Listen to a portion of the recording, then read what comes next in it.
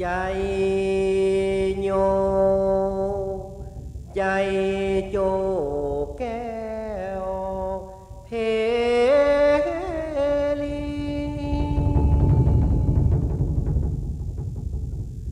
สุภาเลิกเกษมสีห้องแผ้วปัจจามิตรจุงลานิปังปายไปเนินไพญาจุงกาดแก้วเลิศแล้วเจียงคาน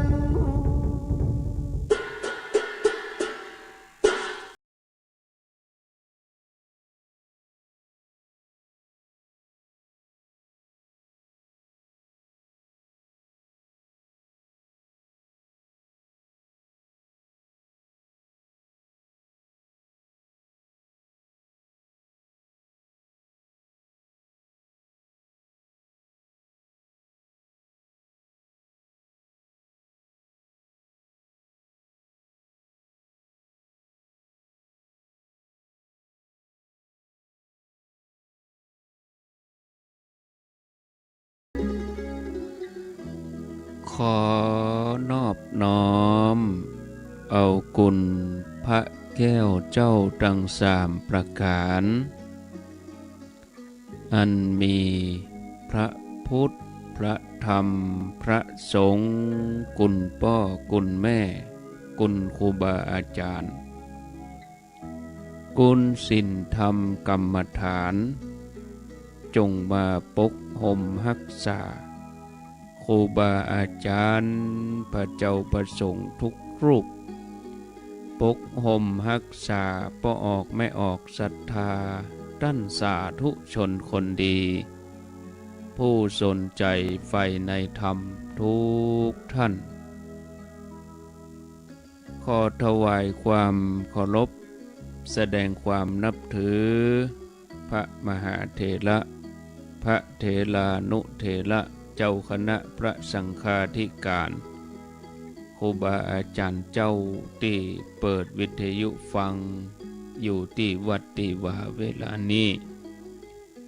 เจริญปอนศรัทธาญาติโยมท่านสาธุชนคนดี ผู้สนใจใฝ่ในธรรมทุกท่านอรุณสวัสดิ์ธรรมสวัสดีสวัสดียามเจ้าศรัทธาญาติโยมท่านผู้ฟังทั้งหลายยินดีต้อนรับทุกท่านเข้าสู่รุ่งอรุณวันใหม่ประกันเจ้านี้เป็นเจ้าของวันการวันอังคารที่24เดือนสิงหาคมพุทธศักราช2564ขณะนี้เวลา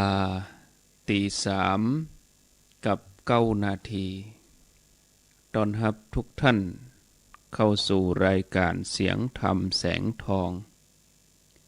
สัพเพเหระปกิณกะใกล้แจ้งดำเนินรายการรับผิดชอบโดยอัตมภาพพระครูอภิวัฒนวิกรมวัดปักดังเจริญตำบลดอยหล่ออำเภอดอยหล่อจังหวัดเชียงใหม่เป็นผู้รับผิดชอบดำเนินรายการอยู่ด้วยกันอยู่4 วันวันติดวันจันทร์วันการแล้วก็วันพุธส่วนวันพัดศุกร์เสาร์เป็นท่านชัยวัฒน์นาคเสโนหรือว่าตุลุงยองวันติด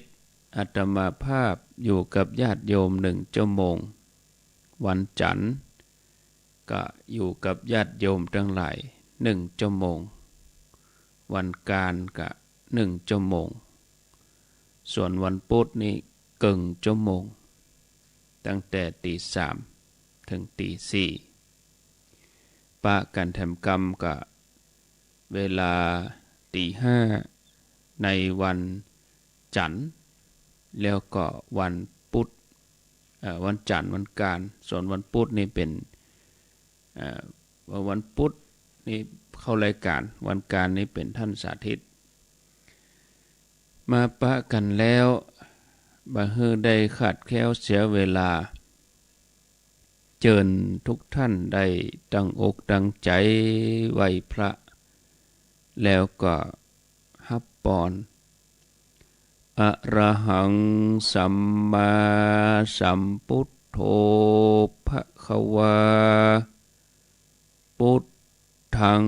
ภควันตังอภิวาเทมิสวากขา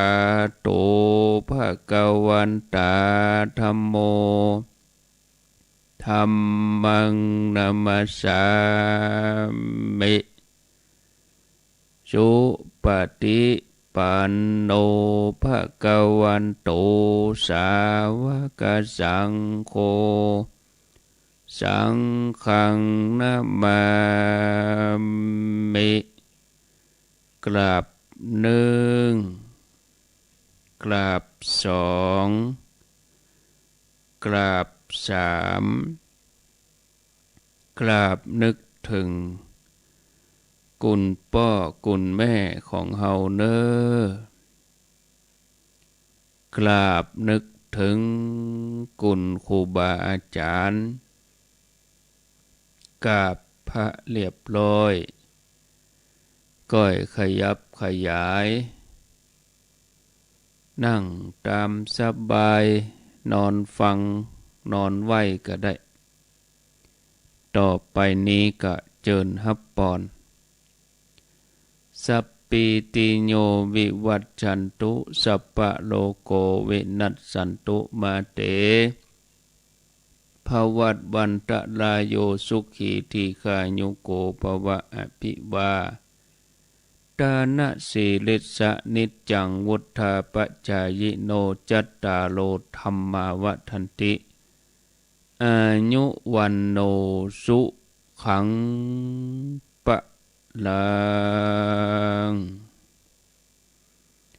เอาแล้วได้ไหว้พระ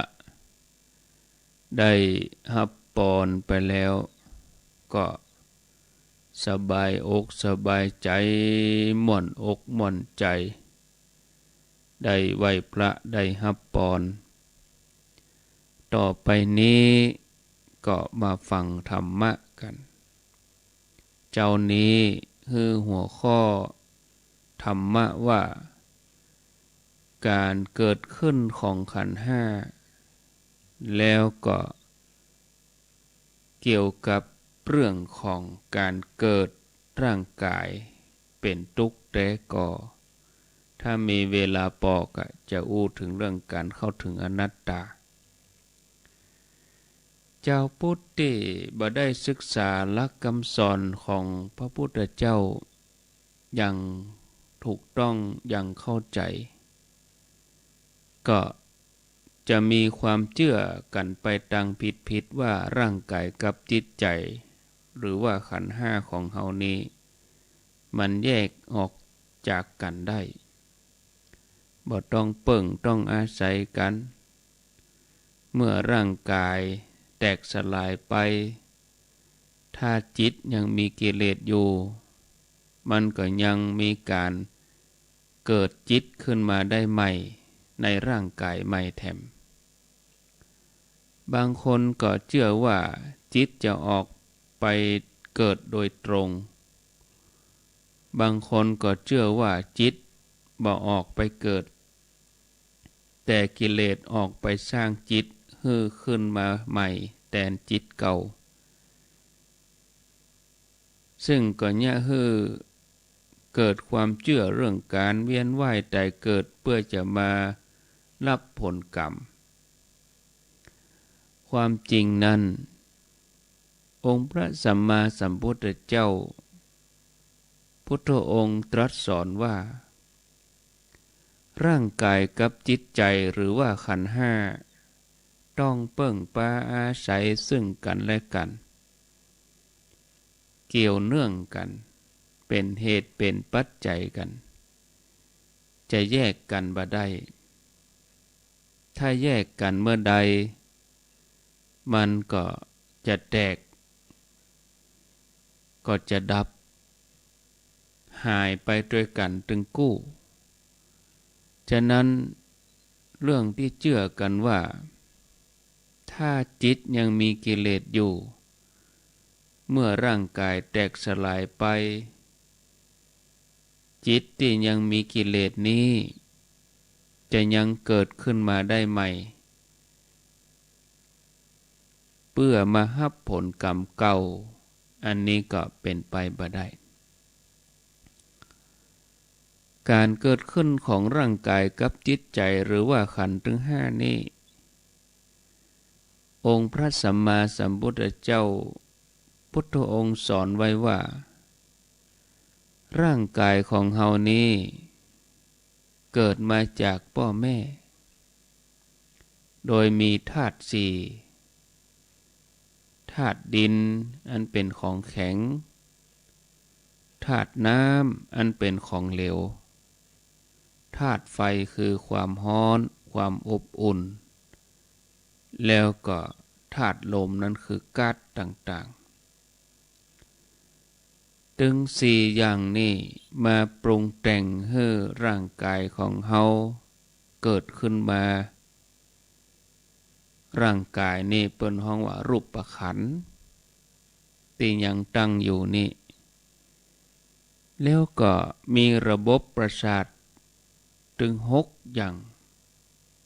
6จุดตาหูจมูกลิ้นกายใจระบบประสาทถึง6จุดนี่มีไว้สำหรับเชื่อมต่อกับสิ่งภายนอกสิ่งภายนอกที่กู้กันก็คือรูปเสียงกลิ่นรสสัมผัสธรรมารมณ์เมื่อมากระทบกับระบบประสาทอันใดก็จะเนี่ยให้เกิดการรับรู้เกิดวิญญาณขันธ์เกิดตนนี้ขึ้นมาที่ระบบประสาทเหมือนญาติโยมเขาตอนนี้ระบบประสาททางหูทำงานมีเสียงออกจากวิทยุกระทบหูนะเกิดการรับรู้ว่าอันนี้เสียงพระวัดปักตังเจริญวิญญาณขันธ์เกิดขึ้นเข้าตังโสตะเมื่อเกิดการรับรู้นี้ขึ้นมาก็ไปกระทบระบบประสาทใจอยู่ตลอดเวลากระบวนการเหล่านี้มันเวยบางทีเฮาบ่ทันได้พิจารณาเพราะมันเวยเสียงเข้าหูปุ๊บมันปรุงที่ใจพุ่นเลยนะแต่ถ้าเฮายืดออกให้น้อยเฮาก็พิจารณาได้ว่าอันนี้เป็นอายตนะภายนอกอันนี้เป็นอายตนะภายในหูกู้กับเสียงเมื่อใจรับรู้แล้วมันก็จะจำสิ่งที่รับรู้นั้นเป็นสัญญาณขันธ์สมองมีความทรงจำสิ่งของนั้นอยู่เสียงที่ได้ฟังนี้เป็นประจำก็จะจำว่าอันนี้เสียงท่านพระครูรู้บางทีไปได้ยินตางนอกอันนี้เหมือนที่เฮาได้ยินในวิทยุเพราะมันคุ้นหูเกิดสัญญาณขันธ์เมื่อเกิดการจำได้ก็จะเกิดความรู้สึกต่อสิ่งที่จำได้ขึ้นมาทันทีเป็นเวทนาขันธ์เวทนานี่มีอยู่3อย่างเมื่อหันแล้วเมื่อฟังแล้วเมื่อได้ยินแล้วเมื่อได้กลิ่น เมื่อได้กลิ่นก็จะมีความรู้สึกว่ามีความสุขมีความรู้สึกว่ามีความทุกข์หรือบ่มีความรู้สึกตึงบ่สุขตึงบ่ทุกข์เมื่อเกิดความรู้สึกขึ้นมาแล้วมันก็จะเกิดการปรุงแต่งต่อไปแถมว่าจะเนี่ยจะใดกับเวทนาที่เกิดขึ้นนี้ตัวนี้ห้องสังขารขันธ์ยกตัวอย่างถ้าจิตยังมีกิเลสมันก็จะปรุงแต่งให้เกิดความพอใจในความรู้สึกเป็นสุข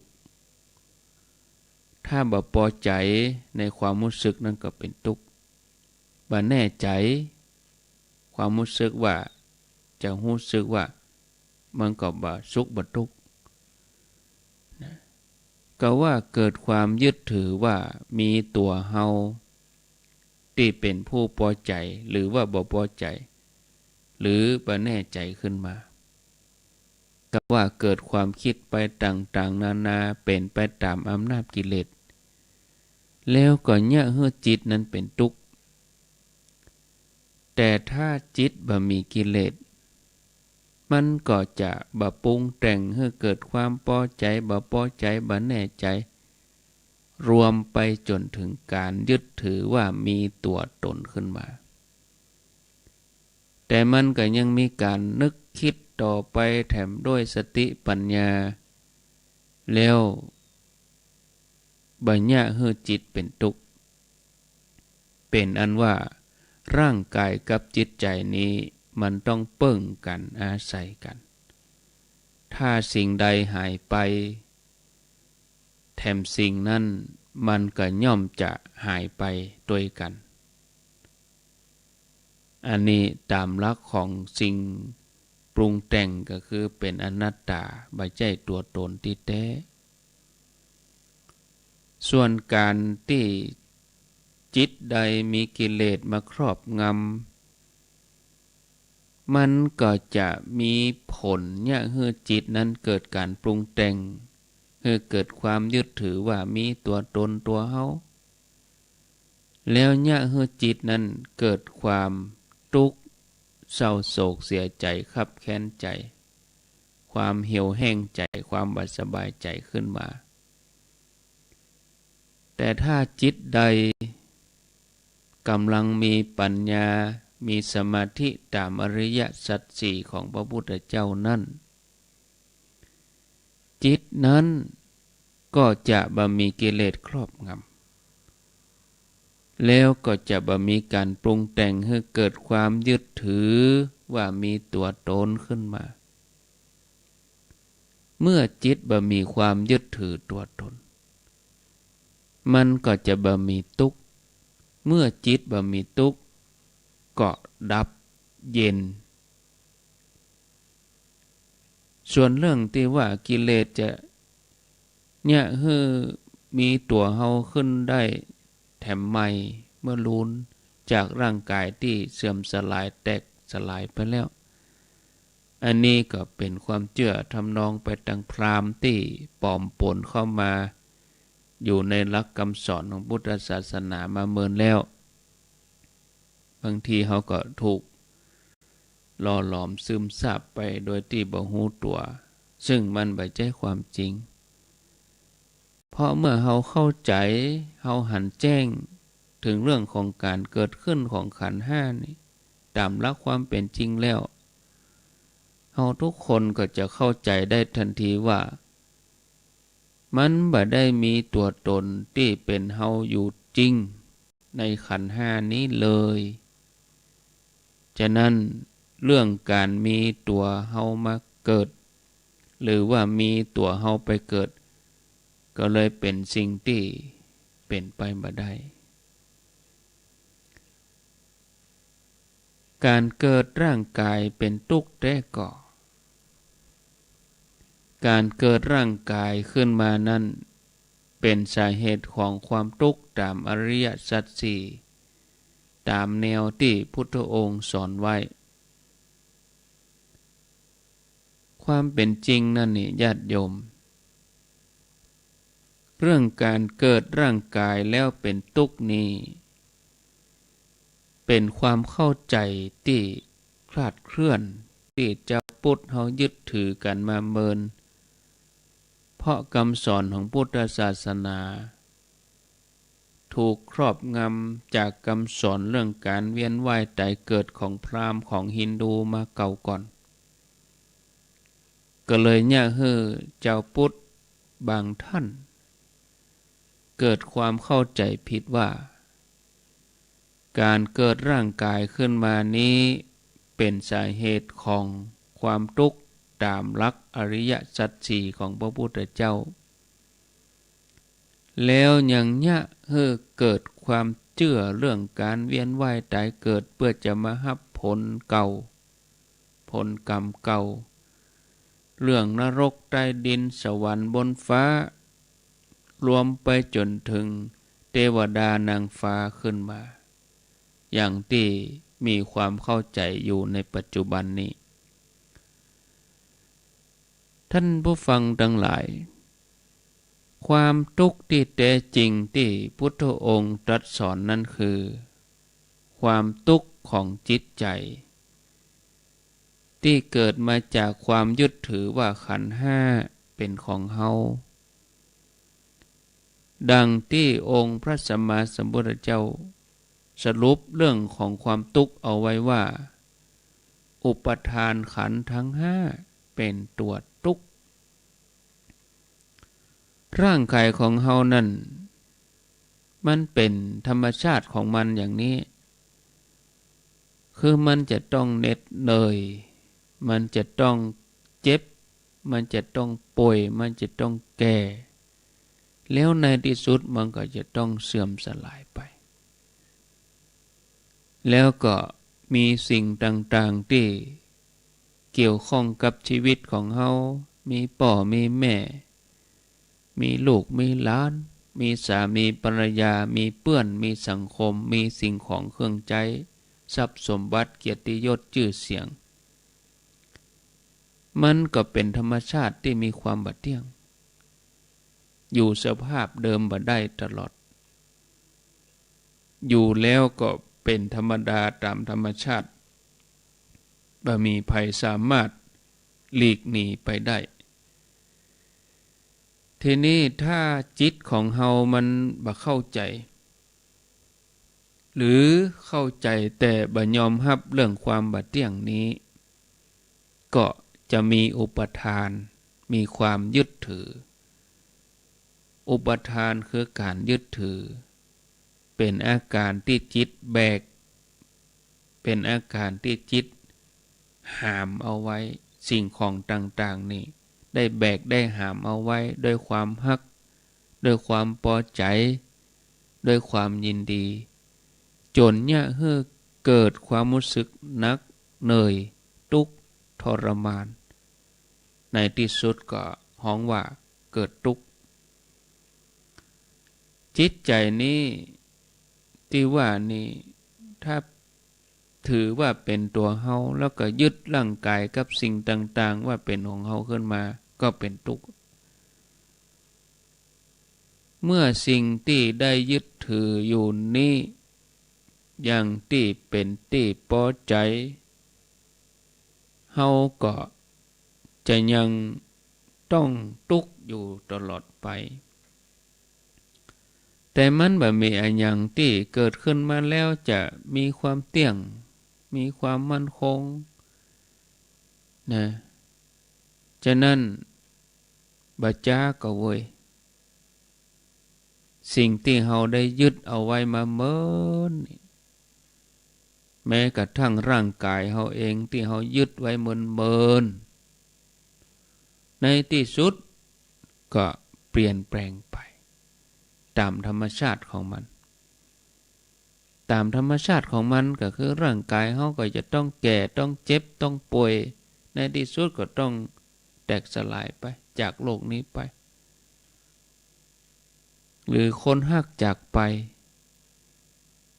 ทรัพย์สมบัติเกียรติยศชื่อเสียงต้องเสื่อมไปหายไปหรือ เมื่ออยากจะได้สิ่งไหนบ่ได้สิ่งนั้นเกิดการผิดหวังบ่สมหวังซึ่งการเปลี่ยนแปลงนี้มันก็เป็นธรรมชาติอยู่อย่างนั้นแต่เป็นที่บ่พอใจบ่สมปรารถนาของจิตฉะนั้นมันก็เลยต้องกระสับกระส่ายทุรนทุรายเกิดความเศร้าโศกเสียใจเกิดความคับแค้นใจความบ่สบายใจขึ้นมาตรงกันข้ามพ่อแม่ศรัทธาญาติโยมถ้าจิตของเฮานี้ได้หู้ได้เข้าใจความบ่เที่ยงคืออนิจจังของสิ่งทั้งหลายทั้งหมดในโลกนี้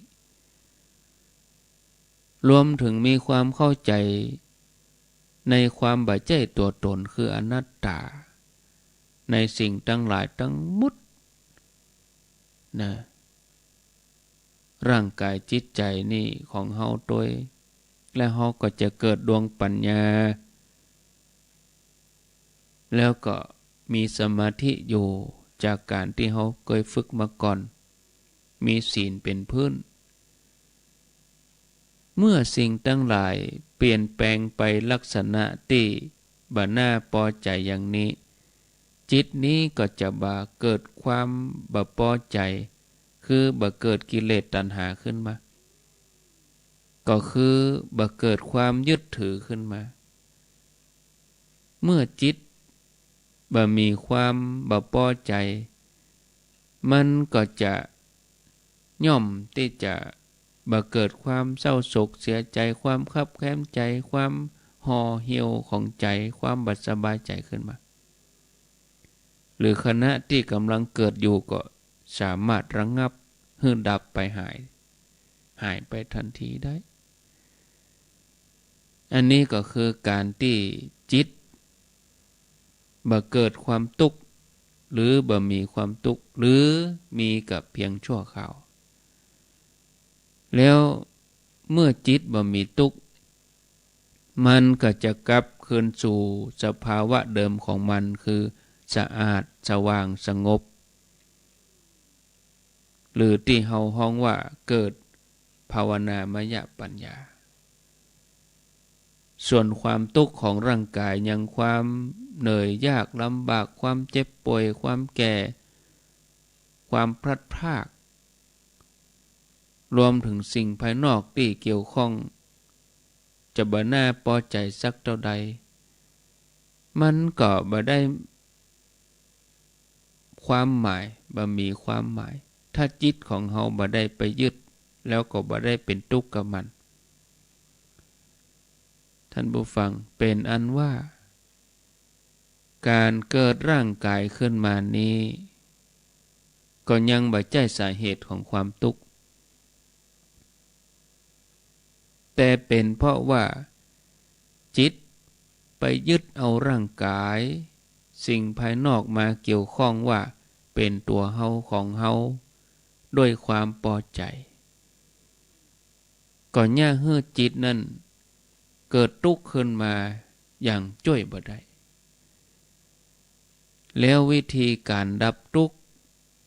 ก็ต้องมาดับที่สาเหตุของมัน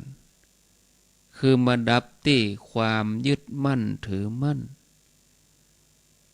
เมื่อความยึดมั่นถือมั่นบ่มีความทุกข์มันก็จะเอาที่ไหนมาอันนี้เป็นวิธีดับทุกข์ตามหลักอริยสัจสี่ขององค์พระสัมมาสัมพุทธเจ้าโดยใช้ปัญญาจากการเจริญสมาธิมีศีลเป็นพื้นฐานอยู่ก่อนแล้วเอามาทำงานร่วมกันก็จะย่าให้ความยึดถือว่าขันธ์ห้าคือตัวเฮาของเฮานี้ดับไปหายไปตึงชั่วคราวแล้วก็ถาวรก็แล้วแต่ว่าใครจะปฏิบัติได้เท่าใดส่วนความเชื่อเรื่องการเกิดร่างกายขึ้นมาแล้วดับไปนั้นอันนี้ก็คงบ่ใช่หลักของพุทธศาสนาที่แท้เป็นเรื่องที่ปลอมปนเข้ามาก็ย่างให้ เจ้าพุทธเขาเกิดความเข้าใจผิดกันไปการเข้าถึงอนัตตาญาติโยมทั้งหลายการเข้าถึงความอนัตตาของชีวิตนี้มีอยู่3ระดับฮ้องว่าเป็นการเกิดปัญญา3ระดับสุตตมยปัญญาจินตมยปัญญาแล้วก็ภาวนามยปัญญาสุตตมยปัญญาขั้นแรกนี้ก็จะต้องฟังหรือว่าอ่านทำความเข้าใจเรื่องความบ่ใจตัวเฮาขันธ์ห้าเป็นอนัตตาให้ถูกต้องจนจำได้ขั้นนี้ยังบ่ใจเข้าถึงขั้นที่แท้จริงแต่เตื้อเพราะเป็นเพียงแค่การหู้มาจากการฟังมาจากคนอื่นยังบ่มีความเข้าใจแจ้งด้วยตัวเองเข้าใจเพราะฟังเข้าใจเพราะได้รับคำสอนแต่ถ้าได้เข้าใจด้วยตัวเองนี่มันเป่งมันแจ้งด้วยตัวเองนะจินตมยปัญญาขั้นต่อไปก็คือเอาคำสอนที่ได้ฟังได้หูมาเนี่ยมาพิจารณาหาเหตุผลถ้าคำสอนที่ได้ฟังได้หูมาเป็นคำสอนที่ถูกต้องก็จะเกิดความเข้าใจชัดเจนแจ่มแจ้งแต่ถ้าเป็นคำสอนที่ผิดเพี้ยนก็จะเกิดความเข้าใจผิดขึ้นมาขั้นความเข้าใจนี้ก็เป็นขั้นเริ่มเข้าเพียงเผินๆยังบ่เข้าถึงขั้นหันแจ้งยังบ่ใจการเข้าถึงแก่นโดยความเข้าใจว่าชีวิตของเฮานี้บ่ใจตัวตนที่แท้ก็เป็นเพียงแค่ความเข้าใจที่เกิดจากการพิจารณาตามเหตุตามปัจจัยที่มาสนับสนุนที่มาปรุงแต่งที่มาประกอบให้เกิดชีวิตเฮาขึ้นมาจนเข้าใจอย่างแจ่มแจ้งชัดเจนตามความจริงของธรรมชาติว่าบ่มีสิ่งใดในชีวิตคือในขันธ์ห้าหรือในร่างกายจิตใจที่สมมุติฮ้องว่าเป็นตัวเฮาเป็นของเฮาจะเป็นตัวเฮาหรือของเฮาได้แต่ถึงขั้นนี้ยังเป็นเพียงความเข้าใจด้วยเหตุผลต่ออันยังบ่ใช่ขั้นสูงสุดที่เป็นความหันแจ้งที่เป็นความรู้สึกว่ามันบ่ใช่ตัวตนแท้อันที่3ภาวนามยปัญญาขั้นนี้ก็คือ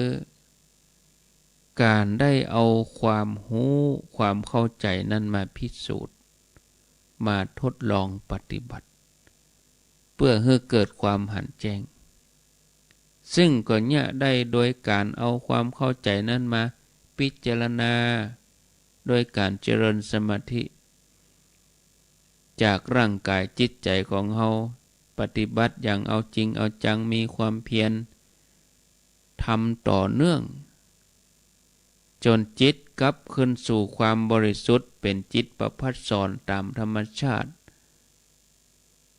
ซึ่งเป็นความรู้สึกว่าบ่มีตัวเฮาหรือตัวตนของไผใดๆทั้งสิ้นพร้อมทั้งความทุกข์ตึงมดของจิตก็จะบ่มีตยไปถึงแม้เป็นเพียงชั่วคราวก็ยังดีนะท่านผู้ฟังญาติโยมเป็นอันว่าการเข้าถึงความบ่ใช่ตัวตนหรือว่าความเป็นอนัตตาของชีวิตนี้ก็มีการเข้าถึงอยู่3ระดับคือฟังคืออ่านได้หู้มาอย่างถูกต้องก่อนแล้วก็นำคำสอนนั้นมาพิจารณาหาเหตุผลจนเกิดความเข้าใจแจ่มแจ้งแล้วก็นำเอาความเข้าใจที่พิจารณานั้นมาพอกับชีวิตตัวเอง พิจารณาด้วยความเปลี่ยนทำอย่างต่อเนื่องถึงจะเกิดความแจ้งรู้ถึงความใบใจตัวตนขึ้นมาพร้อมทั้งความทุกข์ก็จะดับไปถึงแม้เป็นเพียงชั่วคราวอันนี้ก็คือการปฏิบัติตามหลักอริยมรรคมีองค์8แล้วก็อริยสัจสี่ขององค์พระสัมมาสัมพุทธเจ้าเร็วพอเวลาก็พอดีแล้วศรัทธาญาติโยมเนาะวันนี้ได้อู้ถึงเรื่องธรรมะตามแนวปฏิบัติก็เป็นที่จบไปนะก็เจริญปอนเนาะศรัทธาญาติโยมก็ในวันที่1 กันยานี่เขาก็จะได้เจ้าหมู่ใหม่จะได้เปื้อนใหม่แถมกลุ่มหนึ่งซึ่งตั้งแต่วันที่1 กันยายนนี่ก็ทางสถานีวิทยุ FM 106.50 วิทยาลัยสงฆ์นครลำปางตั้งอยู่ที่วัดบุญยวาสวิหารอำเภอเมืองลำปางจะทำการรับรายการธรรมะในเครือข่ายขึ้นสีขาว2 ช่วงเวลา 5 ถึง 9 โมงแล้วก็2 ทุ่มถึง 4 ทุ่มทุกวันในเมตตาปรมีธรรมของพระเดชพระคุณพระราชธรรมลังการเจ้าวาดวัดบุญยวาสวิหารที่ปรึกษาเจ้าคณะภาค6แล้วก็อนุโมทนากับท่านสมชาติชาตปัญโยอุทยานธรรมสุนทรมุนีที่ได้ประสานงานเจ้าหน้าที่ฝ่ายเทคนิคก็คือคุณอนุพงษ์ตาจีนะด้วยก็เริ่มออกอากาศวันที่1 กันยาก็สัปดาห์หน้านี่เนาะก็ FM 106.50 วิทยาลัยสงฆ์นครลำปางครอบคลุมอำเภอเมืองลำปางเกาะคาห้างฉัดแม่ทะลำปางแล้วก็จะได้ฟังก็มีเจ้าหมู่ก็จะมีคนโทรมาแถมคนฟังก็จะเพิ่มขึ้นแถมเนาะก่อนที่จะเปิดสาย ก่อนที่จะเปิดโทรศัพท์ให้กับญาติโยมได้โทรมานี้ก็ขอได้แจ้งประชาสัมพันธ์ข่าวสารเฮียงานหนึ่งเนาะซึ่งญาติโยมท่านทั้งหลายเนื่องจากเทศกาลเดือน12ของล้านนาคนเมืองเฮานี้ก็เริ่มต้นตั้งแต่เดือน12ออกค่ำเดือน12ออกค่ำนี่จะเริ่มวันที่7 กันยายนวันที่14 กันยายนนี่เป็นวันเดือน12ออก8 ค่ำตั้งแต่เวลา9 โมงเกิงถึง5 โมงแรง17 นาฬิกาตั้งคณะสงฆ์ผู้ที่ทำงานพัฒนาม่อนพระศรีสองเมืองเปิ้นจะจัดมีการตานธรรมตานสังฆทานตานขันเข้าน้อมอุทิศบุญให้กับพระเดชพระคุณพระสุนทรปริยัติวิกรมหรือว่าท่านเจ้าคุณมหาทรัพย์นรินทร์โทอดีตเจ้าคณะอำเภอเวียงป่าเป้าอดีตเจ้าวาดวัดป่างิ้วแล้วก็พระเดชพระคุณพระเทพวิสุทธิคุณ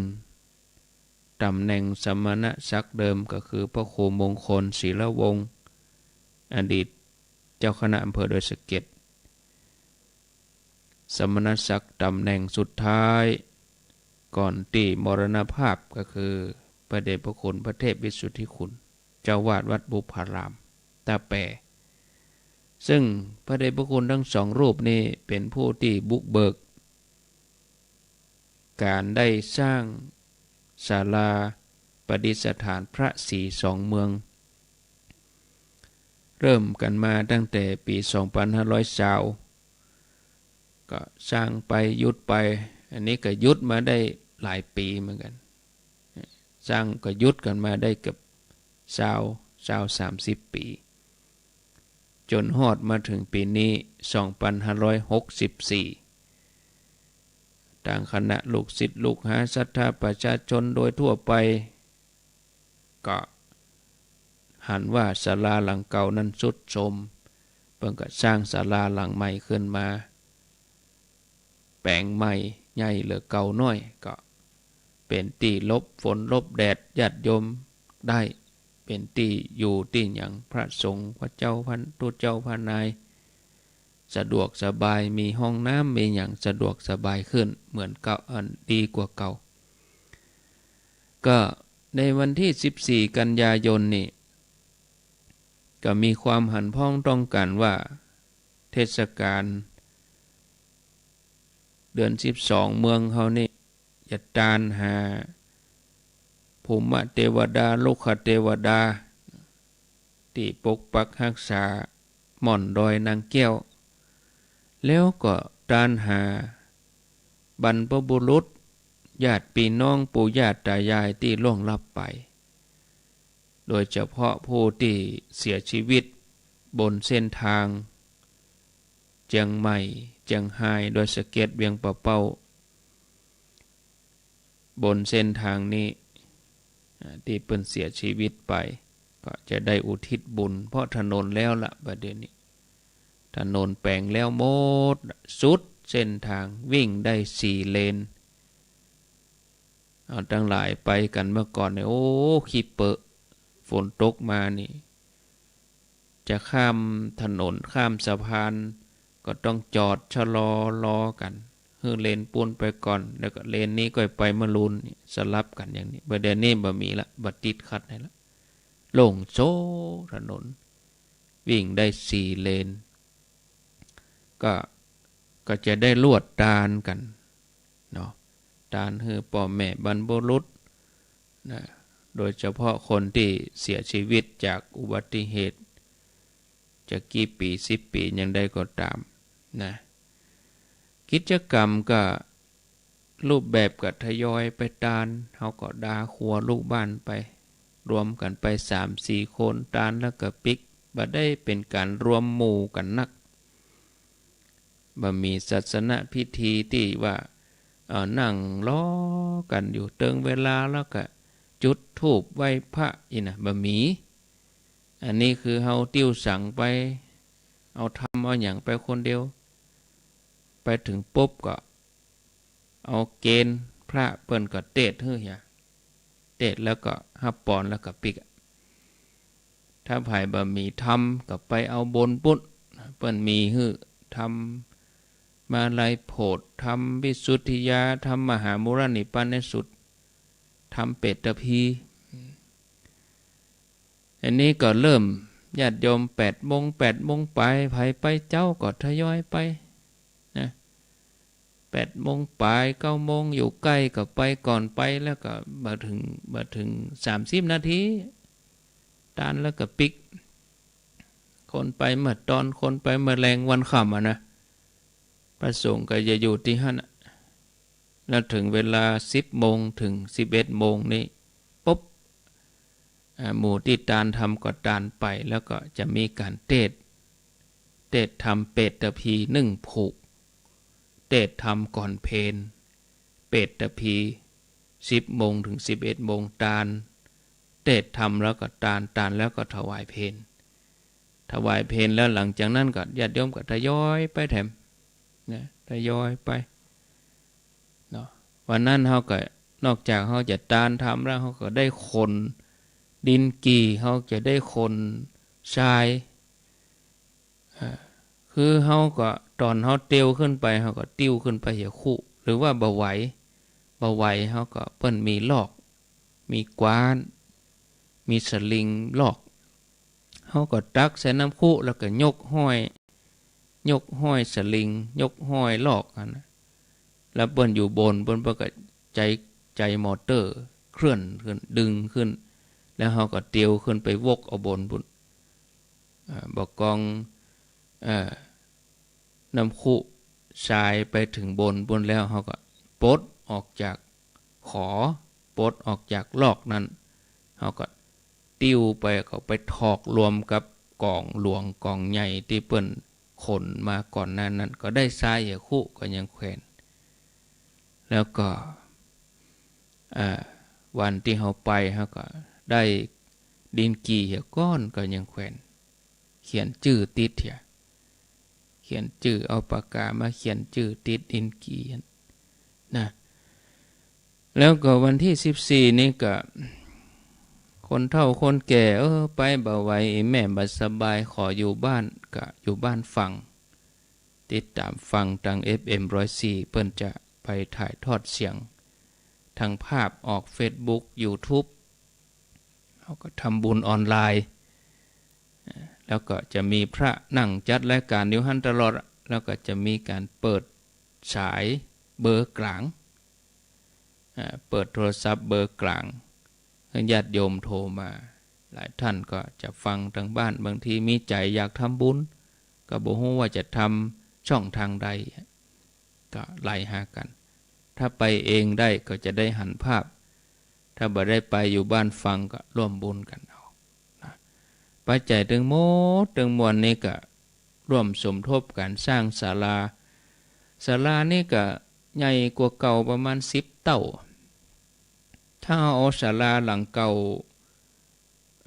เอาไปใส่ไว้ในศาลาหลังใหม่นี่นะ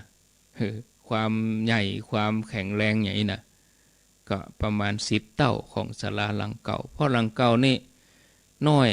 นั่งได้แวดหั่นก็ประมาณ20คนแต่หลังใหม่นี่ก็ได้หลายร้อยอยู่พระสงฆ์นั่งทางบนศรัทธานั่งทางร่มแวดก็ถึงภาพตอนที่ญาติโยมเขาไปขนดินเนี่ยเอาไปใส่เอาปูนไปเทให้มั้ยนึกตอนนั้นแต้นตัวนั้นจะเป็นแต้นที่ให้พระสงฆ์เพิ่นนั่งเนี่ยก็ไปหันก็ต่างได้ไปพอเนาะไปพอขี้ตีนขี้มือของตัวศรัทธาเองนะตอนนี้ก็จะอยู่มั่นคงดำรงต่อไปสืบเจนลูกเจนหลานให้คนรุ่นเก่าเพิ่นได้กล่าวขานต่อไปนะเอาละศรัทธาญาติโยมอันนี้ก็หันว่าเวลาพอดีต่อไปนี้ก็จะวางสายให้ญาติโยมได้โทรศัพท์เข้ามาอู้จาสนทนาฟังแล้วเป็นได้พ้องเนาะหมายเลขโทรศัพท์0998366322ก็เมืองฝางก็ดับทั้งเมื่อตะวาแล้วนะมันก็ช่วงนี้ก็ฟ้าฝนลงพ่องกับบางจุดบางที่ก็การไฟฟ้าเปิ้นปรับปรุงเนาะปรับปรุงการส่งกระแสไฟฟ้าบางทีก็ฝนตกฝนซึงเสาไฟฟ้ามันกูดพ่องยังพ่องมันมีหลายสาเหตุหน้าฝนสะเตื้อกิ่งไม้ไปปาดใส่สายไฟมันช็อตมันหยังขึ้นมาลูกกันแล้วบ่0998366322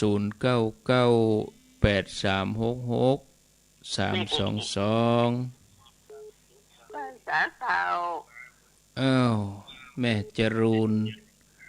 ปกปิงเมืองฟังอยู่นะเจ้าว่าวันที่19เจ้าจะเข้าไปก็ได้ไปวันใดก็ได้เนาะแล้วลูกบ่าวมันว่างดีกะว่างวันติดนะเจ้าได้วันใดก็ได้ตลอดทั้งเดือน12เนี่ยเจ้าตั้งแต่เดือน12ออกค่ำถึงเดือน12ดับปุ่นน่ะโมทนาเจ้าจะจวนเปื้อนประตูเจ้าดีแล้วเขาก็ทยอยไปวันเสาร์วันอาทิตย์ที่ลูกหลานว่างก็คนบ่หลายธรรมดานะทยอยกันไปวันละคณะ2คณะถ้าว่าเอาได้กายไปตั้งนั้นก็เขาก็แวะเหกรรมแวะยื้อพอเปิ้นเหกรรมมีเข้ามาข้างแถม5นาทีหมายเลขนี้0998366322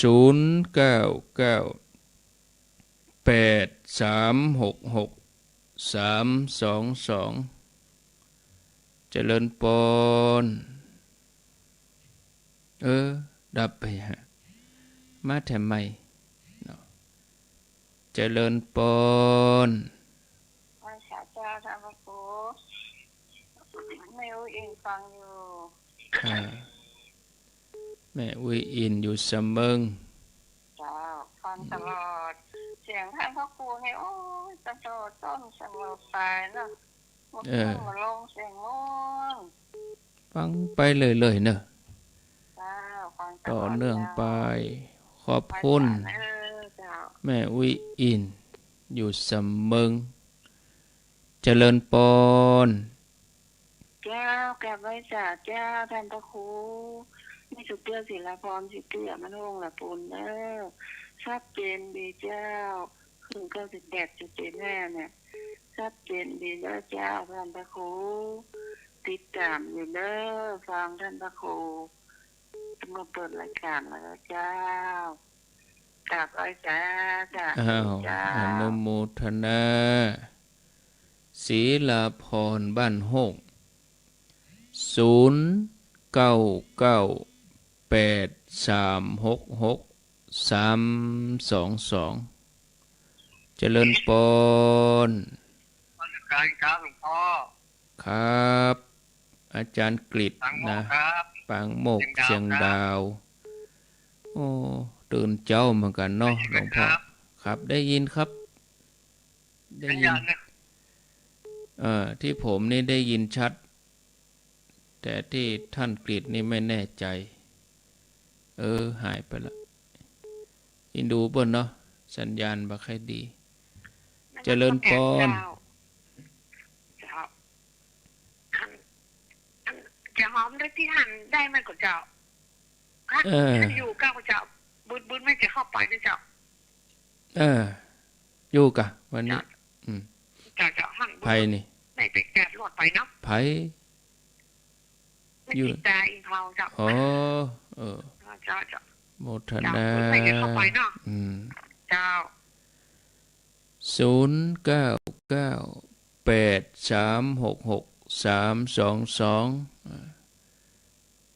เลขบัญชีก็เอาลงในเฟซในไลน์หั่นหมดแล้วแต่ถ้าใครถามก็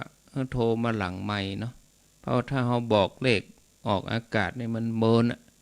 จดเอากำตัว2ตัวถ้าหลังไมค์นี่มันดูต่างดิเวลาจะโทรมาถามข้อมูลอย่างกะเราเกี่ยมพร้อมๆถ้าเราจะถามเบอร์โทรถ้าเราจะถามเลขบัญชีถามชื่อถามอย่างก็เกี่ยมปากกากับกระดาษไว้ท่าเห็นใจว่าโทษที่เดียวก็สอบปากกาก่อนเนี่ยนะมันก็บัดตันนะอาตมาเอาลงในเฟซหมดละเป็นบัญชีกองทุนพระศรี2 เมืองบุญบัญชีธกส.เวียงป่าเป้าบุญ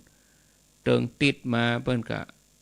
เอาบัญชีไปปรับเสร็จแล้วก็พอที่จะห้องศาลามาเนี่ยได้เปิ้นก็ห้องศาลามาแต่ละติดจ่ายกู้ติดญาติโยมแต่ว่าก็ศาลากอแป่งแทงน้ำแถมติดหน้าแหนบแถมแถมหลายอย่างอยู่ญาติโยมบางอย่างก็จิตอาสาอย่างคนเห็นคนทรายนี่ก็มีพี่น้องเจ้าบ้านมีพระสงฆ์สามเณรตึงฝั่งโดยสเก็ตตึงฝั่งเวียงบ่าเป้าโรงเรียนหนองบัวโดยสเก็ตพ่องวัดใกล้ๆหิมกันป่าป่องแม่ห้วยเงินวัดห้องไข่วัดหลายๆวัดเปิ้นก็พระเนนก็ไปช่วยกันเป็นจิตอาสาตัวนี้เฮาไม่ได้จ้างแรงงานนี่นะแต่ครัวนี่ก็มันขนไก่แล้วขึ้นถอยให้มันก็แปลงน้อยขนครัวอุปกรณ์ก่อสร้างเจริญปนครับโทษจากที่ไหนโทษแม่ทาดอนใจครับแม่ทาดอนใจฟังชัดดีเนาะชัดเจนครับโมทนาเนอมันโยนกันสุดท้ายเนาะเพราะจะหมดเวลาเห่งสุดท้ายกันสายสุดท้ายสายสุดท้าย แม่ ไป อัม ศา ไพ ลเจ้า อืม ไปศาลเจ้า อู้ไปเลยแม่อัมไพ อ๋อไหน อันนี้แม่แก้วบันกอกเจ้า อ๋อนึกว่าแม่อัมไพเป็นว่าแม่แก้วย องเหมือนกันนี่ ยองเหมือนกันน่ะ อืม แต่ว่าเนี่ยที่วัดบาทมันก็มีเป็นเทธรรมเนาะ เอาวันศีล วัดสักสิบปลายนี่ มันศีลก็มีนะกะเอาหมดเวลาแล้วแม่เฮยเวลาหมดละ เจ้าจะดีเนาะ ก็ไปโทรกันในแฮมตอนเอาแล้วเนาะศรัทธาอาตมาลาไปก่อนต่อไปก็ฟังท่านสาธิตธีรปัญโยจากสถาบันธรรมาภิวัตรอำเภอแม่เมาะจังหวัดลำปางเป็นประจำกู้วันการเวลาตีสี่จนถึงตีห้าแล้วก็พักเหียเกิงชั่วโมงตีห้าเกิงก็มาปากันแถมสัญญาณท่านพร้อมแล้วนิมนต์เลยครับนิมนต์ครับ ครับผมเจริญสุขสวัสดีสาธุชนท่านผู้ฟังทุกคนทุกท่านสำหรับสาธุชนท่านผู้ฟังที่เกียรติรับฟังรายการธรรมาภิวัตรอันเป็นรายการวิทยุเพื่อการเผยแผ่พระพุทธศาสนาส่งเสริมการศึกษาและพัฒนาสังคม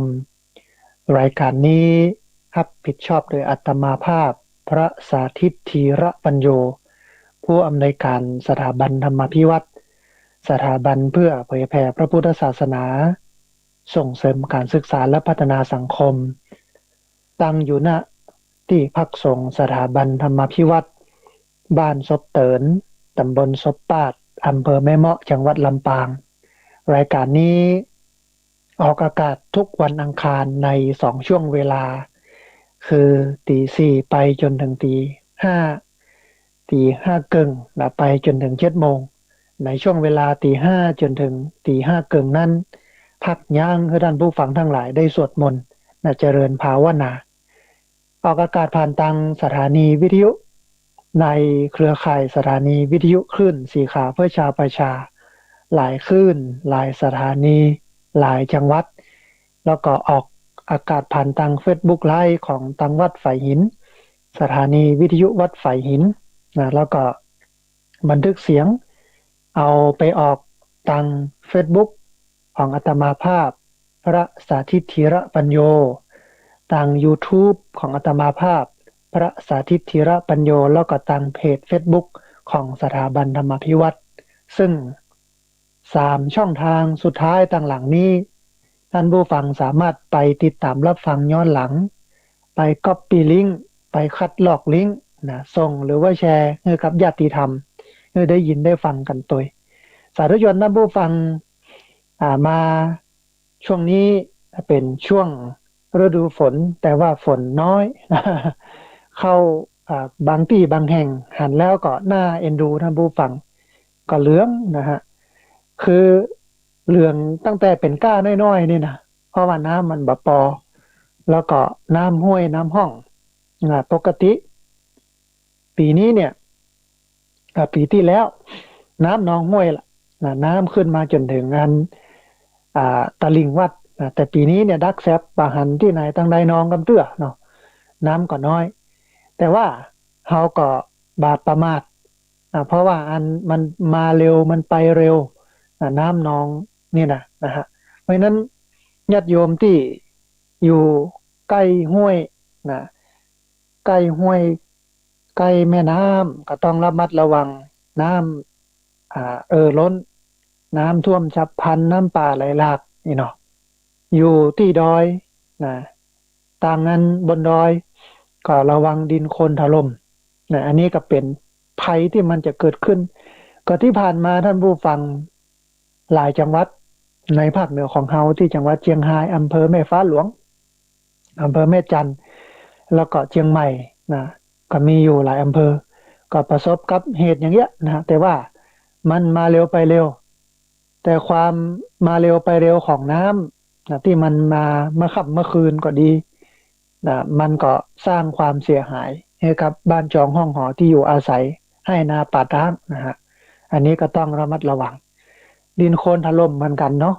นะที่ไหนทางใดนะท่านผู้ฟังที่อยู่ใกล้ที่ดินที่มันเป็นตะลิ่งที่มันชันก็ต้องระมัดระวังแห่งมันหนึ่งที่มา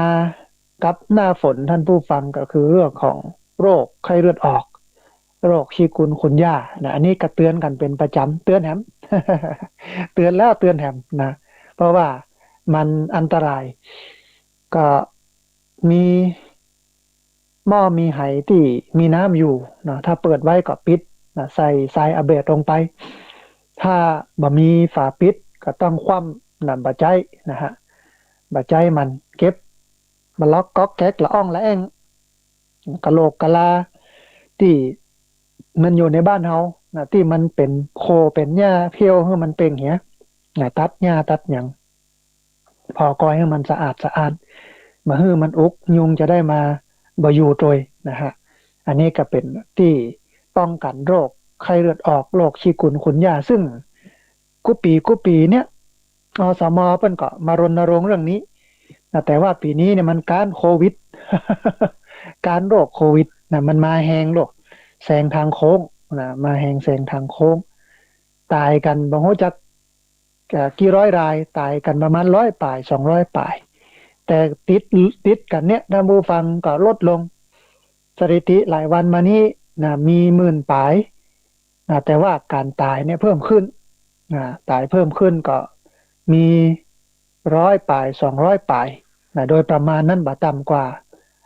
100นะต่อวันนะอันเท่าที่ดูสถิตินะแต่วันนี้ไปประชุมหรอกที่องค์การบริหารส่วนตำบลสบปาดนะคณะกรรมการควบคุมโรคประจำตำบลเปิ้นก็เชิญไปประชุมนะมีตึงผู้ใหญ่บ้านนะ8หมู่บ้านมีตึงกำนันนะมีหมอมีปลัดอำเภอมีอสมเนาะก็ไปประชุมกันที่องค์การบริหารส่วนตำบลสบปาดจากสถิติที่หมอเปิ้นรายงานในที่ประชุมเปิ้นก็บอกว่าเดี๋ยวนี้นะทั่วประเทศนะมีคนตายอยู่ประมาณสัก 9,000 คนนะจะขึ้นหมื่นแล้วนะท่านผู้ฟังแฮมก็คิดว่าแฮมบักกี่วันเนี่ยถ้าตายกันอย่างนี้นะก็จะเป็นหมื่นแล้วนะเป็นหมื่นคนทั่วโลกเนี่ย4 ล้านเนาะตายอยู่4 ล้านคนนะทั่วโลกนี่ตายอยู่4 ล้านกว่าคนก่อนนักนะท่านผู้ฟังถึงว่าจำนวนประชากรเนี่ยนะฮะที่ตายจากโรคนี้นะแต่รักษาหายก็มีเยอะเนาะคนที่เป็นแล้วติดแล้วเอาไปรักษาที่โรงยานะกินยาป้องกันอย่างต่างๆก็ดีขึ้นนะฮะนั้นศูนย์พักคอยนะที่พักส่งสถาบันธรรมาภิวัตน์เนี่ยตอนนี้กำลังตาสีท่านผู้ฟังกำลังทาสีเดียวแหมสักประมาณ 7-8 วันเนี่ยก็จะแล้วละนะฮะเพราะว่าใจสีปูนรอบเปิ้นทาสีเตื้อ ทาสีเตื้ออันก็กะว่าเตื้อ1-2 วันเตื้อ1-2 วันตึงภายในตึงภายนอกนะฮะใจอยู่ประมาณสัก8 วันนะก็แล้วก็เสร็จอันต้นเดือนหน้าเนี่ยก็เปิดใจได้ละผู้คนทั้งหลายที่เดินทางสัญจรไปมาต่างจังหวัดอย่ามาพักมาคอยเพื่อที่จะเข้าชุมชนกักตัว14 วันแล้วก็หมู่ที่เป็นโรคแล้วไปรักษาที่โรงพยาบาลหายเรียบร้อยแล้วนะแต่ว่าก่อนจะเข้าหมู่บ้านเนี่ยก็มาพักกักตัวที่นี่ก่อน14 วันเพื่อดูอาการหลังจากที่ดูว่าปลอดภัยแล้วบ่มีโรคบ่มีภัยละมันหายละก็ปล่อยเข้าไปสู่ชุมชนนะก็ศาลามันว่างท่านผู้ฟังนะปกติศาลาหลังนี้เนี่ยอันบรรจุได้40 คนที่ท่านผู้ฟังทั้งหลายมาร่วมกันทอดพระป่าทอดกฐินครั้งแล้วนะฮะ2-3 ปีแล้วเนี่ยนะสร้างแปลงกันก็ตอนนี้เป็นวาระสุดท้ายก็คือเรื่องของตาสีแฮม7-8 วันแฮม6 วันแฮม6 วันก็จะแล้วนะฮะโดยประมาณนั้นต้องอนุโมทนาบุญแต่ว่ากาทาเนี่ยท่านผู้ฟังเหลืออยู่ประมาณสัก 7,000 เนอะ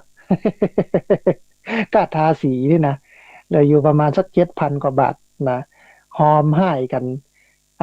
เล็กๆน้อยๆกันคนนั้นคนนี้มาคน100คน500คนพันอย่างเงี้ยนะมาเรื่อยๆตอนนี้เหลืออยู่ประมาณสัก 7,000 ท่านใด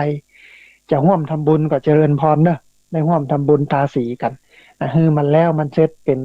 กิจลักษณะกันไปศูนย์พักคอยที่วัดเนี่ยมันก็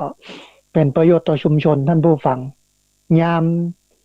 มีความสุขเนี่ยโยมดูแลพระยามทุกข์เนี่ยพระดูแลโยมเวลาโยมมีความทุกข์ทุกข์อกทุกข์ใจบ่สบายอกบ่สบายใจมีโรคภัยเบียดเบียนทุกเรื่องอย่างต่างๆบ่ว่าจะเป็นเรื่องกฎหมายบ่ว่าจะเป็นเรื่องสังคมชุมชนสิ่งแวดล้อมทุกเจ้าเองก็ต้องเข้าไปยุ่งต้องเข้าไปเกี่ยวถึงมดถึงเสียงมาเจ้าว่ามันบ่ใช่คิดของสงฆ์นะท่านผู้ฟังบ่ใช่ว่ามาฉันเข้าเจ้าบ้านแล้วก็จะอยู่วัดบ่ได้ มาเนี่ยอย่างช่วยเหลือชุมชนเลยอย่างไฟไหม้ป่าอย่างกะนะเฮาก็มายุ่งมาอย่างนั้นก็อยู่ในวัดเนี่ยควันมันบ่ใช่ว่าจะแบ่งว่าอันนี้เป็นทางโลกอันนี้เป็นทางธรรมนะอันนี้เป็นทางวัดนะอันนี้ไม่ใช่ทางวัดนะถ้าเป็นวัดนี้มันจะบ่เข้าแล้วมันจะปิวไปที่อื่นที่มันบ่ใช่นะมันเข้ามาที่วัดเต็มวัดบึ้งๆตัวเจ้าเองก็ต้องไปรณรงค์เรื่องของการลดการเผาเรื่องของการทำปุ๋ยมักอินทรีย์ไปแนะนำชาวบ้านให้ไปทำเรื่องหมู่นี้เพื่อป้องกันควันหมอกควันไฟป่าอย่างนี้เป็นต้นนะ มันไม่ใช่ว่าวัดบ่เกี่ยวทุกเจ้าบ่เกี่ยวควันมันจะลอยมาถึงหูดังทุกเจ้าแล้วก็บอกว่าโอ้นี่เป็นทุกเจ้าลอยออกไปบ่เข้าใกล้ทุกเจ้ามันไม่ใช่หรอกมันก็เตรียมวัดบึ้งๆ โลกกับธรรมนั่น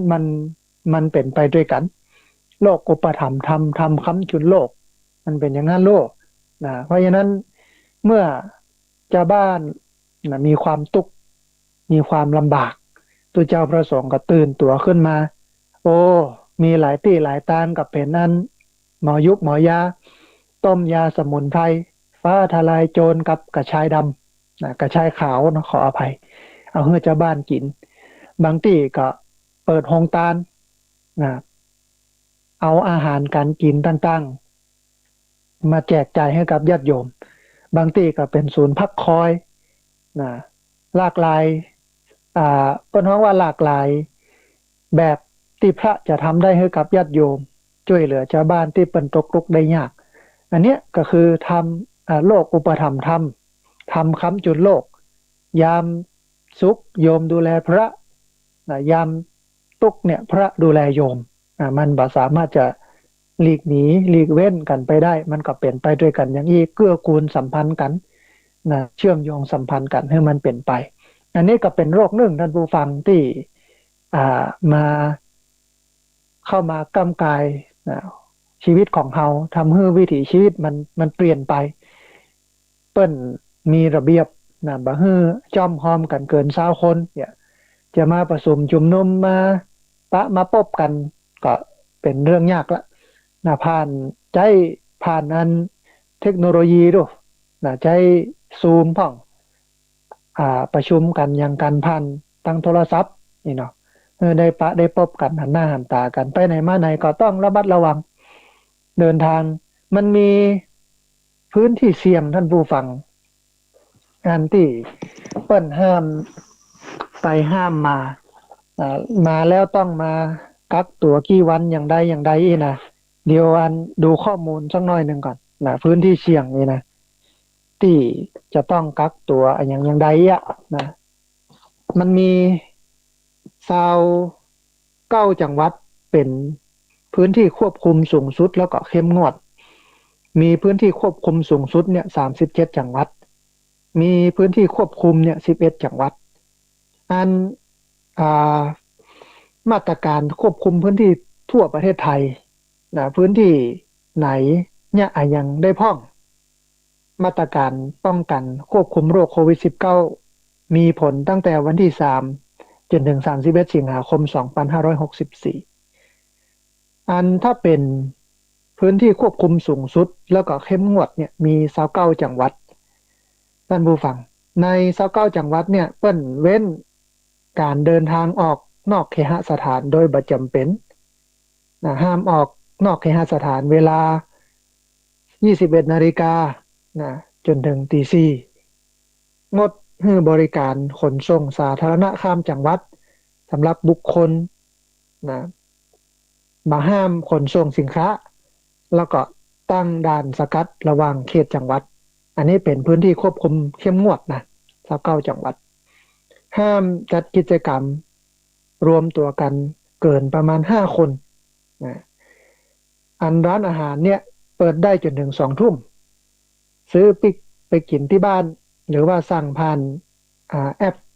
สั่งผ่านไลน์สั่งผ่านโทรศัพท์นะฮะศูนย์การค้าห้างสรรพสินค้าร้านต่างๆที่มันเป็นห้างสรรพสินค้าอยู่ในห้างสรรพสินค้าเปิดได้ถึง20 นาฬิกาเฉพาะร้านอาหารเครื่องดื่มจำหน่ายผ่านแอปพลิเคชันผ่านโทรศัพท์ห้ามเปิดขายหน้าร้านยาร้านเวชภัณฑ์ซุปเปอร์มาร์เก็ตอันนี้ก็ห้ามนะฮะมีร้านเสริมสวยร้านนวดสถานเสริมความงามอันนี้คือปิดแล้วก็สถานศึกษาทุกระดับห้ามใช้อาคารสถานที่เพื่อจัดการเรียนการสอนการรวมคนจำนวนมากยกเว้นการใช้ประโยชน์ทางด้านสาธารณสุขแล้วก็สถานที่เล่นกีฬาหรือว่าแข่งกีฬาเนี่ยก็ปิดนะส่วนพื้นที่ควบคุมสูงสุด37จังหวัดท่านผู้ฟังก็มีเรื่องของการตั้งจุดตรวจด่านตรวจหรือว่าจุดสกัดเพื่อตรวจคัดกรองการเดินทางห้ามจัดกิจกรรมนักกว่า20 คนนะร้านอาหารเนี่ยบริโภคในร้านได้เปิดได้จนถึง23 นาฬิกาแต่ว่าให้งดจำหน่ายสุราในเรื่องของศูนย์การค้าห้างสรรพสินค้าก็เปิดได้ตามเวลาปกติปิดส่วนเครื่องเกมส่วนสนุกอันนี้คือปิดเนาะจำกัดจำนวนคนงดกิจกรรมส่งเสริมการขายที่คนไปจุ่มไปเจาะไปเหาะไปหอมกันนักนะฮะร้านเสริมสวยร้านนวดสถานเสริมความงามเปิดได้ตามปกติสถานศึกษาทุกระดับสถานกวดวิชาใช้อาคารสถานที่จัดการเรียนการสอนกิจกรรมที่มีการรวมคนจำนวนมากได้โดยผ่านความเห็นชอบจากคณะกรรมการโรคติดต่อจังหวัดแล้วก็สถานที่เล่นกีฬาหรือว่าสถานที่แข่งขันกีฬาเนี่ยเปิดได้ทุกประเภทถึง21 นาฬิกาจัดการแข่งขันได้โดยจำกัดผู้คนแล้วก็พื้นที่ควบคุม11จังหวัดอันนี้เดินทางไปมานี่บ่ห้ามการเดินทางห้ามจัดกิจกรรมมากกว่า50 คนแล้วก็บริโภคอาหารในร้านได้เปิดได้ตามปกติเปิดได้ตามเวลาปกติในส่วนของศูนย์การค้าห้างสรรพสินค้าเนี่ยปิดส่วนเครื่องเกมส่วนสนุกจำกัดจำนวนคนงดจัดกิจกรรมส่งเสริมการขายร้านเสริมสวยร้านนวดสถานเสริมความงามก็เปิดได้ตามเวลาปกติสถานศึกษาทุกระดับแล้วก็สถานกวดวิชานี่เปิ้นเพื่อใช้อาคารสถานที่จัดการเรียนการสอนได้ตามปกติภายใต้มาตรการป้องกันโรคที่ราชการกำหนดไว้แล้วก็สถานที่เล่นกีฬาหรือว่าแข่งขันกีฬาเนี่ย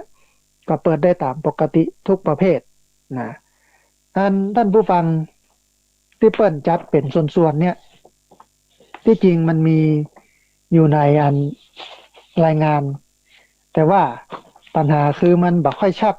ว่าจังหวัดไหนเป็นจังหวัดไหนนะมันน้อยนะฮะมันหันบ่ชัดเสียดายที่บ่สามารถจะเอามาเอ่ยได้แต่ว่ามันมีพื้นที่ควบคุมสูงสุดเนี่ยที่ห้ามเดินทางห้ามอย่างนี้นะมันมีจังหวัดกระบี่จังหวัดมหาสารคามจังหวัดนครพนมจังหวัดน่านจังหวัดบึงกาฬจังหวัดพะเยาจังหวัดพังงาจังหวัดแพร่จังหวัดภูเก็ตจังหวัดมุกดาหารจังหวัดแม่ฮ่องสอนแล้วก็จังหวัดสุราษฎร์ธานีมี11จังหวัด11จังหวัดนี้เป็นพื้นที่ควบคุมพื้นที่ควบคุมนะฮะ พื้นที่ควบคุมส่วนพื้นที่ควบคุมสูงสุด37จังหวัดแล้วก็พื้นที่ควบคุมสูงสุดและเข้มงวด29จังหวัดเนี่ยหันบ่ชัดนั่นผู้ฟังเพราะว่าบรรถ่ายเอกสารมาพอกอยยังไงก็ตัวมันน้อย เสียดายนะเป็นข้อมูลที่ดีอ่ะเป็นข้อมูลที่สำคัญจะได้เอามาบอกมากล่าวก็ได้ผู้ฟังทั้งหลายนะแต่ก็บ่ค่อยชัดก็เลยบ่สามารถจะมาอู้มาเอ่ยได้อันนี้ก็เป็นมาตรการที่ทางงานราชการเพิ่นออกมาป้องกันโรคป้องกันภัยต่างๆที่มันจะเกิดขึ้นกับโรคแต่เฮาก็บ่ต้องกังวลท่านผู้ฟังเฮาก็อยู่กับมันอยู่กับมันโดยที่เฮาเป็นตุกเคลื่อนไหวขยับขยายกันไปตามปกติตามพื้นที่3เพิ่นฮ้องว่า3พื้นที่เป้าหมายมีเรื่องของงานพื้นที่ควบคุมสูงสุดแล้วก็เข้มงวด29จังหวัดเนี่ยขยับอันอย่างได้น้อยมากนะฮะแล้วก็พื้นที่ควบคุมสูงสุด37จังหวัดอันนี้ก็ขยับขับเคลื่อนได้น้อยนึงแล้วก็พื้นที่ควบคุม11จังหวัดนี้ก็เคลื่อนไหวได้สบายได้ตามปกติจะมีจนถึง31สิงหาคมในเรื่องของงานพื้นที่ควบคุมมีนี่ท่านผู้ฟังพื้นที่ควบคุมสูงสุดและเข้มงวดมี29จังหวัดมีจังหวัดไหนพ่องที่เป็นพื้นที่ควบคุมสูงสุดมีกรุงเทพมหานครมีชลบุรีมีฉะเชิงเทรามีนครปฐมมีนราธิวาสมีนนทบุรีมีปทุมธานีมีปัตตานีมีพระนครศรีอยุธยามียะลามีสงขลามีสมุทรปราการและก็สมุทรสาครอันนี้เดิมมีอยู่13จังหวัดเป็นพื้นที่ควบคุมสูงสุดแล้วก็เข้มงวดแล้วก็ประกาศเพิ่มเติมมาแหม16จังหวัดมีกาญจนบุรีมีตากมีนครนายกนครราชสีมามีประจวบคีรีขันธ์มีปราจีนบุรีมีเพชรบุรีมีเพชรบูรณ์มีระยองมีราชบุรีมีลพบุรีสิงห์บุรีสมุทรสงครามสระบุรีแล้วก็สุพรรณบุรีและอ่างทอง29จังหวัดที่ว่ามานี่ท่านผู้ฟังเป็นพื้นที่ควบคุมสูงสุดแล้วก็เข้มงวดมาตรการอย่างที่บอกแล้วก็พื้นที่ควบคุมสูงสุดมีอยู่37จังหวัดมีกาฬสินธุ์กำแพงเพชรขอนแก่นจันทบุรีชัยนาทชัยภูมิชุมพรเชียงรายเชียงใหม่ตรังตราดนครศรีธรรมราชนครสวรรค์บุรีรัมย์พัทลุงพิจิตรพิษณุโลกมหาสารคามยะโสธรระนอง101ลำปางลำพูนเลยศรีสะเกษสกลนครสตูลสระแก้วสุโขทัยสุรินทร์หนองคายหนองบัวลำพูอุตรดิตถ์อุทัยธานีอุดรธานีอุบลราชธานีแล้วก็อำนาจเจริญอันนี้เป็นพื้นที่ควบคุมสูงสุดแต่บ่เข้มงวดยังแควนจากพื้นที่29จังหวัดตะกี้อันนี้เป็น37แล้วก็มีพื้นที่ควบคุม11จังหวัดอันนี้สบายมากไปมาอย่างต่างๆเนี่ยอย่างได้เนี่ยมี11จังหวัดก็มีกระบี่นครพนมน่านบึงกาฬพะเยาพังงาแพร่ภูเก็ตมุกดาหารแม่ฮ่องสอนแล้วก็สุราษฎร์ธานีนี่เป็นข้อมูลท่านผู้ฟัง